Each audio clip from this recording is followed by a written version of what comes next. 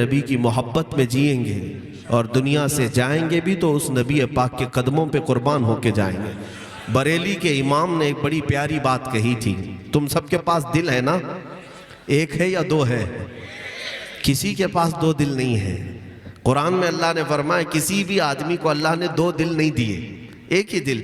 اور یہ دل ہے کیا چیز؟ گوشت کا ایک ٹکڑا ہے، خون کا لوتھڑا ہے، یا چربی جمع ہوا کوئی چھیتڑا ہے؟ کیا ہے یہ دل؟ دل کی تعریف اگر پوچھو تو بریلی کے امام احمد رضا فاضل بریلوی سے پوچھو، دل کسے کہتے ہیں؟ دل کسے کہتے ہیں؟ سب کے سینے میں ہے، لیکن ایک بات یاد رکھنا، سب کو دل نہیں کہا جاتا۔ تمہارے سینے میں دھڑکنے والی چیز جو گوشت کا ٹکڑا ہے، اس سب کو دل نہیں کہا جاتا۔ امام اہل سنت فاضل بریلوی کہتے ہیں دل ہے وہ دل جو تیری یاد سے معمور رہا۔ سبحان اللہ۔ بس دل اسے کہتے ہیں جو رسول پاک کی محبت سے بھرا ہوا ہے۔ اور بلے شاہ میاں رحمت اللہ تعالیٰ علیہ فرماتے ہیں جس دل میں ان کی محبت نہیں، اس دل میں کتے بستے ہیں، اس دل میں کتے رہتے ہیں۔ ظاہر سی بات ہے، دنیا کی محبت کتوں کی محبت ہے۔ اور اعلیٰ حضرت فرماتے پھر سر کیا چیز ہے؟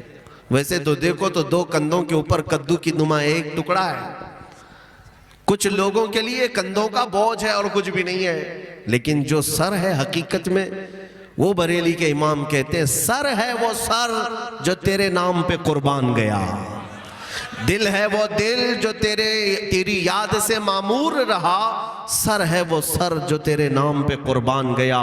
اے سنی مسلمانوں، تمہارے پاس اگر دل ہے تو ان کی یاد میں دھڑکنے والا ہونا چاہیے، اگر سر ہے تو اس مصطفیٰ کے نام پہ قربان ہونے والا ہونا چاہیے۔ سر جھکا لو اس نبی پاک صلی اللہ تعالیٰ علیہ وسلم کی اطاعت پر، اللہ تبارک و تعالیٰ کی عبادت پر، جو نبی پاک صلی اللہ تعالیٰ علیہ وسلم حکم فرما دے اس پر سر جھکا دینا، اسی کو اصل میں سر کہتے ہیں، ورنہ یہ ایک ٹکڑا ہے، وہ کندھوں کا بوجھ ہے۔ اور ہم غلاموں کے لیے قرآن کیا کہتا ہے؟ اللہ تعالیٰ فرماتا ہے النبی اولا بالمؤمنین من انفسہم، اے مومنو نبی تمہارے سے تمہاری جانوں سے زیادہ قریب ہے، تمہاری جانوں سے زیادہ قریب ہے۔ کبھی محسوس کیا اپنے نبی کو اتنا قریب؟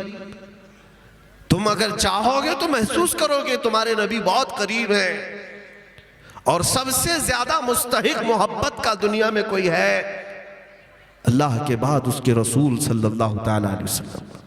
حضور پاک صلی اللہ تعالیٰ علیہ وسلم اس مخلوقات کی دنیا میں سب سے زیادہ محبت کے مستحق ہیں، اور ان سے اگر محبت کی بجائے کوئی دوسری محبتیں وہ پالنے لگتا ہے تو پھر بات یہی آتی ہے، ادھر سے ایک بار منہ پھیر لیا تو اللہ تعالیٰ ہر ایک کے قدموں میں تمہیں ڈال دے گا، پھر اس کی بھی جی حضوری کرو، اس کی بھی اٹھاؤ، اس کی چاپلوسی میں لگے رہو، اس کی چاپلوسی میں لگے رہو۔ کیا ضرورت ہے؟ ایک بارگاہ کے ہو کر رہ جاتے تو مولا ہر دربار سے تمہیں آزاد کر دیتا، کہیں نہ بھیک مانگنے کی نوبت آتی، نہ سر جھکانے کی نوبت آتی، بس اس مصطفیٰ کریم کے دربار کی طرف ہو جاتے۔